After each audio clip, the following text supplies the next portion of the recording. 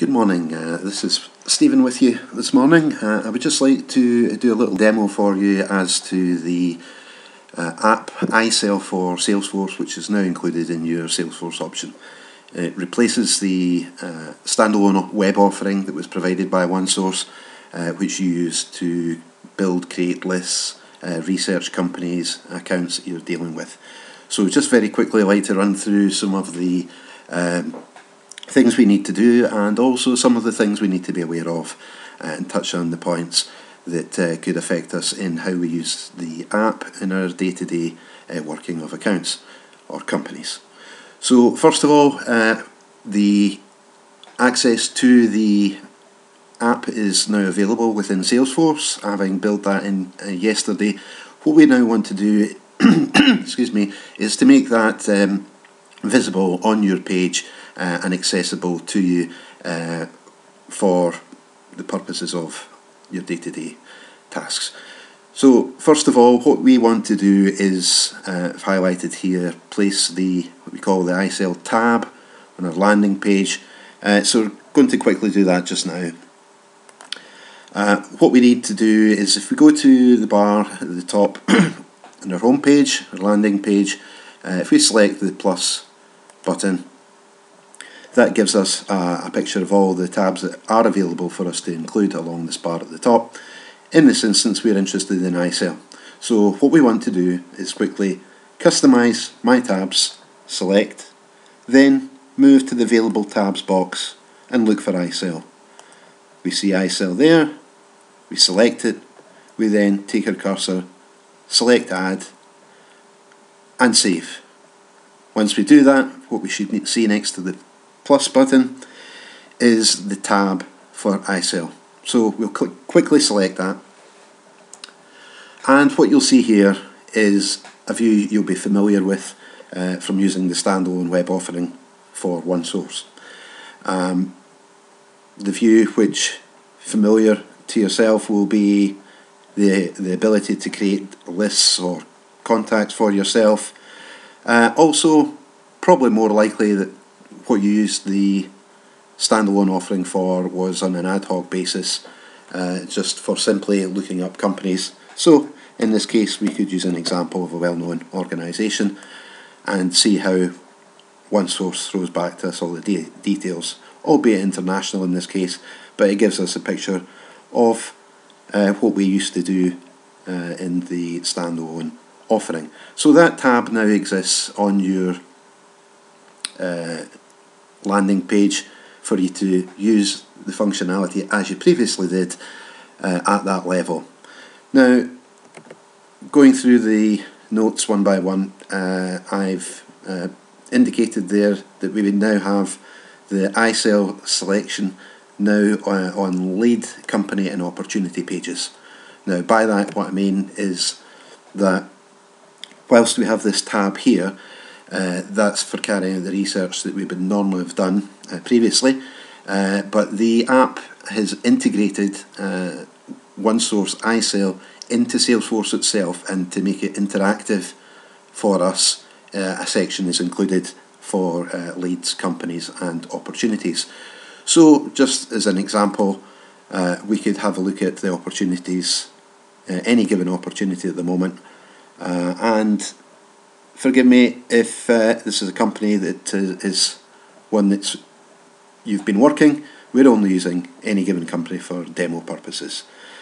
Now you'll see under the company information now included what we call iSell, and what should add, the first time that you attempt to access this, you'll see a different picture within this section, and it will ask you to start. Now if you haven't already created a list through the tab on your landing page, OneSource, as it did the first time that you ever used the standalone web offering, will just take you through the basics of creating a basic list, and once you've went through the measures that interest you in terms of location, industry types and things like that, it gives OneSource the basis for how you go about the creation of lists. It's just a precursor to identifying the way lists are built, and what it then does, once it's got a record of that, it'll then populate the view in this section more to look like this. If you've got any questions about that, play about with it at first, but if you're struggling, please give me a shout. So you would see here in the first instance that we have a record. We could select the radio button there to take us through to the next stage of what the app can do for us.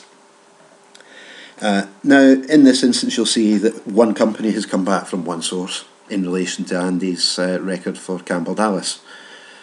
It's more likely, in most instances, as I'm sure you'll be aware, that a number of companies are potential matches for the company that we hold on record. So in instances like that, iSell for one source will offer more than one option.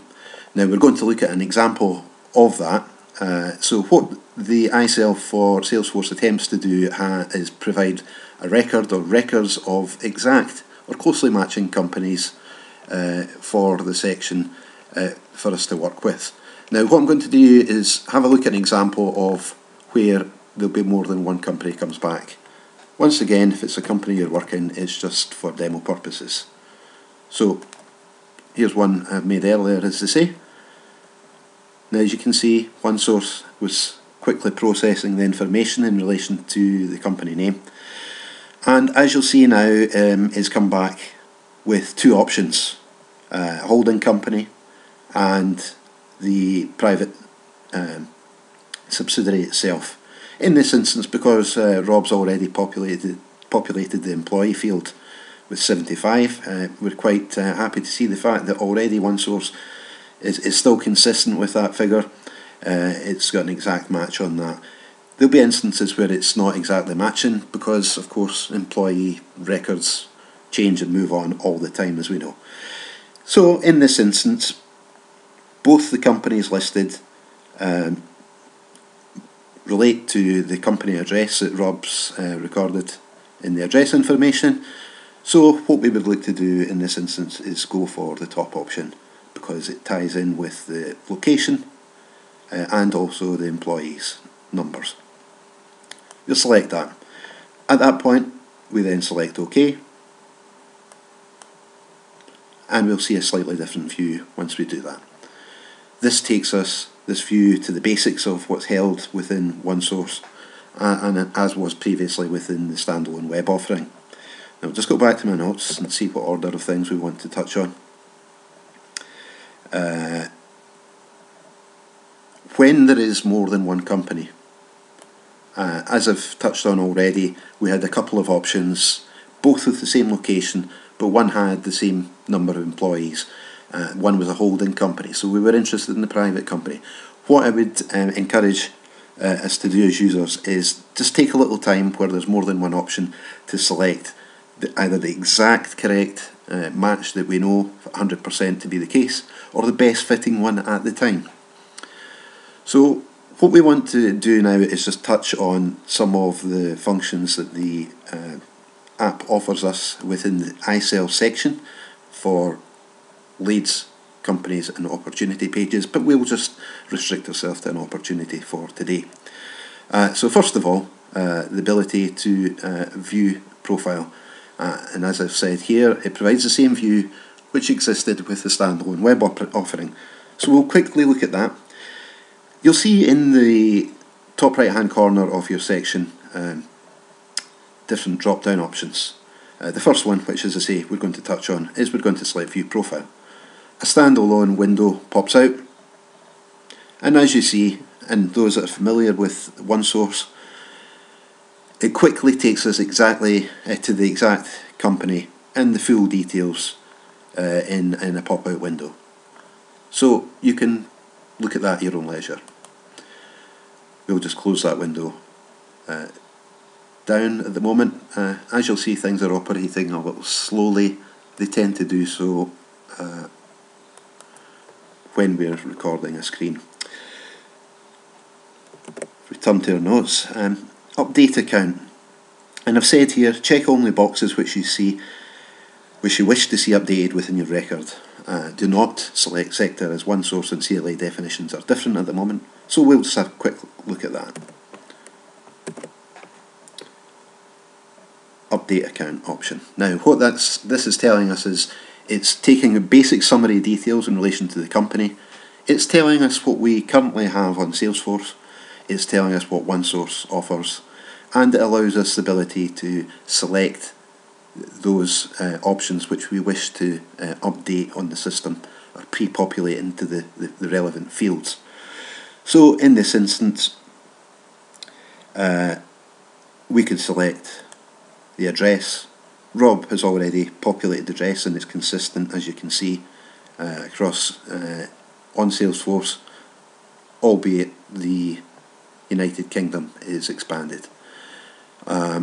So that's not too much an interest to us at this stage. We have the company description, which there's nothing currently in Salesforce. This is a very brief one, fortunately. You'll see, and you'll be familiar in some instances with OneSource, it's quite an elaborate description. However, this quickly enables us to select it and pre-populate. If we were interested in facts, we could include that. The company name is exactly the same. The company telephone number, we've got nothing in Salesforce at the moment, but we do for OneSource. The employee numbers are exactly matching. Now, what I would say in relation to sector, very briefly, the CLA definition, as you know, of our sector at the moment at the top level is business, further education, etc., etc. That doesn't match with OneSource at the moment because they base their industry descriptions on a SIC 2010 level. We use 2007. So until there's some kind of mapping carried out, what we'll do is we'll avoid selecting sector and keep the sector as it appears in the Salesforce record. If we're offered, by viewing the profile of the company, a 2007 description which ties in with one of our drop-downs, what we could then do is go back and edit our subsector field with the drop-down options that are consistent with what we've been told in OneSource iSell. Once again, if you have any questions when you come to do that, please let me know. In this instance, we'll see that the website is consistent, so we don't need to select that. There are instances where there'd be no records within our Salesforce, so we would select that there. But in this case, we won't. So we'll just update, just for the purposes of the demo, to show you how the app does things for us, saves us time, and minimises scope for error. So, as you'll see, we have an update on the system on those areas which we've selected. So you can use that option at your leisure. As I say, the one thing I would emphasise is don't select industry. It may be that I'm able to remove that from the update account section just to avoid any accidents. But at the moment, if I could ask you to avoid those. One that may be of interest to people now is the send contacts. So it may be that within your Salesforce record you already have a contact. It may be that you've decided that you wish to have the section for iSell for OneSource available to you so that you can select options from within there, and it will pre-populate for you, so you don't have to go through any copying and pasting, apart from perhaps the email address. But we will touch on that. If you read over these notes, you'll see why that is at the moment. And so we'll just look at within the section itself, the ability to send contacts. So we go once again to the actions, send contacts, or in fact, if we want to first of all look at the contacts that are available to us, we can select this tab here. At the moment you'll see there's a range, including Rob's contact here. Now that gives us a picture of, at a glance, how many contacts are available, who's got email addresses. So what we do is select send contacts. If we were interested in, for example, Director George Humphreys, we select.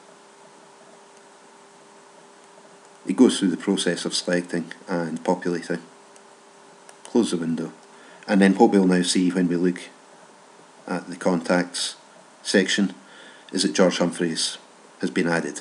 Now, George Humphreys, previously in the view that we had of view all contacts, it was clear there was an email address there. Now, in this instance, we don't have an email address pre-populated, and as I've indicated in the notes, the reason for that at the moment is the company hasn't paid for the full package, which is an additional cost to pre-populate with email addresses. We can overcome that. We have an alternative option, and what I would recommend that once we've populated the contact we're interested in, for in this case George Humphreys, what we can do is we can go back to the contacts.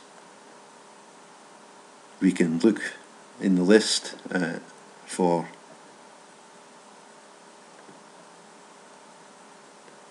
the person that we're interested in, so we view all, and we look for George Humphreys. Hopefully will appear somewhere here. Okay, in this instance he hasn't, and I could have selected another one, but what it does is it gives you the picture to see that what you would be able to do is copy an email address. We've already got this one, but I'm just showing you for demo purposes, and then what we could do to close that window is we would go down to our contact and edit. Now, I know that it's a different email address at the moment, but that's just because of the demo. We would select and paste and save. In this case we're not doing that because we already have Lynn Atwell's address. So that gives you a picture of how we can manually override the restriction on the pre-population of email address field. Rob, I will remove these contacts, as you can see. Now, what we then want to look at is a couple of options that exist once you've made your company selection with the iSell for Salesforce app. You have the ability to remove a company if, let's put my spelling mistake correct there, wrong company. Enables you to deselect the company you've originally chosen if needs be and select another company if its profile is available via OneSource. So we'll just do that just now to show how that happens. We can either, from the action here, select remove company, or what's preferable is to select wrong company, and you'll see what it does is it quickly reverts back to original matching selections. So what I would emphasise at this point, although it's not in my notes here, is the importance of the field here, OS Key ID, OneSource Key Identifier, and that is going to become more and more important to us in terms of when we either carry out lead generation work or press cuttings processing. That 8-digit number is going to provide an exact match for any records that are already on the system, and it means we can minimise almost completely the potential for duplication. I'm sure you would agree that's a benefit to all of us, both myself for lead generation and data processing, but also for yourself the potential of contacting a company who's already being engaged with by another BD. It would avoid that slight embarrassment. So what I would ask you to be very conscious of is this field once it's populated, and that number as it relates to your record. So we want to quickly move on and you've seen how you can move back to your starting position of a selection of more than one company, for example. And now, finally, I would just like to say that if you have any questions, either place your comments on Salesforce Chatter, and the reason I say that is Salesforce Chatter, whilst it gives me an option to answer questions, you often find that users as a team help each other better together, so each user can place their own comments and every user can see it as an ongoing discussion thread, if you like, and answers are more likely to be much quicker for you using that option. And as a team, if you all work together, collaborate as Salesforce call it, it means that you'll get the best answers in the quickest time in a way that works for people who are familiar with the same way of doing things within the business, as opposed to somebody like me who can be a bit detached and removed from the user-friendly way of doing things because I don't use the system in the same way. Alternatively, you can send a question to the Salesforce mailbox. I've highlighted here, likely to take longer. As you know, unfortunately, prioritisation for different parts of the business impacts on when a return can be made on this. I've just highlighted as a last point here that you also have the option to rerun this video again. Not that you necessarily want to hear me rambling on, of course, but it does allow you to go to any point in the video that touches on the points that we've covered and just quickly look again at how you do something and how you go about it. So I would just like to sign off at the moment, and thank you for taking time to go through these points with me.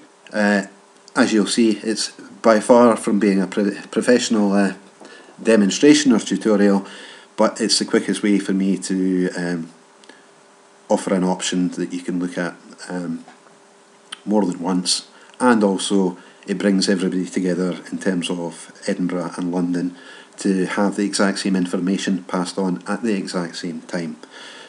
So once again, thank you for your time, and hopefully you'll get the benefit of iSell for Salesforce to help you along the way. Okay, thank you.